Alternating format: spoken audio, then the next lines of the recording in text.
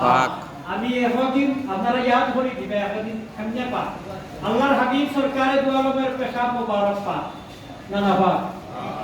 পারভরকা government মাদ্রাসা এবং Saudi মাদ্রাসা দলীয় মাদ্রাসার মাঝে পড়া হয় একটা কিতাব এখানের নাম দিদা মালাবুদ্দা বিন্দু আর হানাফি মাযহাবের 60 নম্বর তফকার কিতাব হইল ফতওয়ায়ে শাফি। এই কিতাবের মধ্যে লেখা আছে আল্লাহর হাবিব সরকারে দু আলমের পেশাব মোবারক পাক পায়খানা মোবারক পাক। উহুদের যুদ্ধের মধ্যে আল্লাহর হাবিব সরকারে দু আলমের রক্ত মোবারক এক সাহাবী আইলাইলা পরে বললেন ইয়া রাসূলুল্লাহ রক্ত খাওয়া পাক না বা রক্ত পাক না বা না বা রক্ত পাক না পাক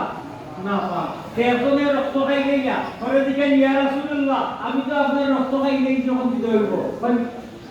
বলে তুমি জানো লাদাম পাক হয়ে গেছে মানে লাদাশতাকি বাতনি হে আমার সাহাবার পেটের মধ্যে কোনদিন ক্রিয়া হবে না রূপ হবে না এবং তোমার লাগি জাহান্নাম হারাম জাওয়াজাত না শাফাআতি আমি নবীর ওয়াজ শাফাআত লাগি ওয়াজিব সুবহানাল্লাহ ইয়া রাসূলুল্লাহ। আরেকদিন আল্লাহর হাবিব সাল্লাল্লাহু আলাইহি সাল্লাম অসুস্থতার কারণে এক তস্তর মধ্যে 10 মিনিট একটা পাত্রের মধ্যে পেশাব করিয়া শরীর অর্থাৎ পালকের নিচে রাখে দিতে আল্লাহর হাবিবর যে খাতিমা আসলা তার নাম আছে উম্মে আইমান। সকালবেলা উম্মে আইমান আইসুন যখন কইছেন যে দুটোটা পাত্রটা নিয়া পাইনি এমন জায়গা খাওয়া দিন পুরা ভরা তাই যে দুটোটা তো ওইসুন লিয়া যখন বেশকে আম্বরের খুশবু বড় দিয়া রাখো বেশকে আম্বরের মহব্বত বাড়তেছে আরো সামনে যাই হচ্ছে তো আল্লাহর হাবিবর হুদালা মুবারক একটু আড়ালে গিয়া সিটা এইভাবে দর্শন আর ঘর করে সব খাই গেছেন হন্যা সুবহানাল্লাহ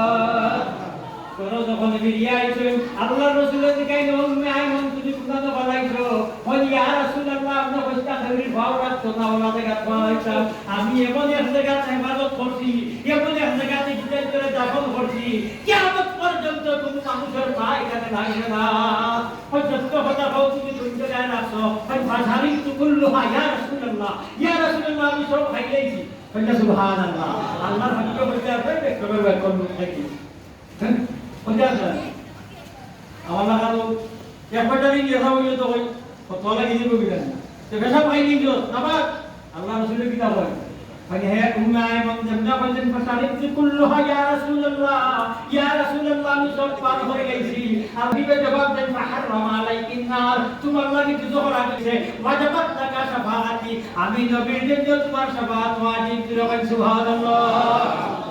আল্লাহর হাবিবর পেশাব খাইলে জান্নাত ওয়াজিব আল্লাহর হাবিবর পেশাব পান করলে কিনা জান্নাত ওয়াজিব আর আপনার আমার পেশাব যদি ইচ্ছা করে খায় জাহান্নাম ওয়াজিব নাকি জাহান্নাম ওয়াজিব এর বাদেও সমান নেই যেরকম সমান নেই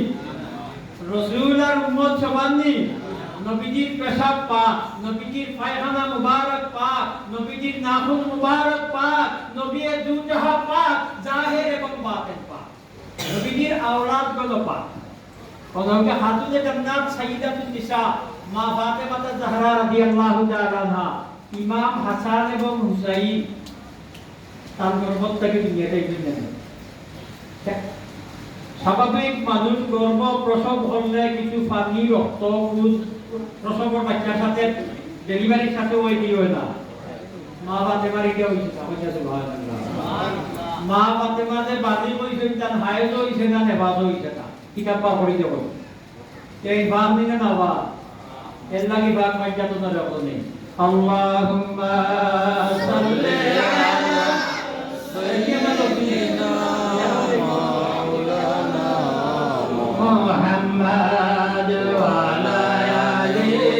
সাইয়্যিদিনা মাওলানা আল্লাহ আল্লাহ আল্লাহ লা ইলাহা ইল্লাল্লাহ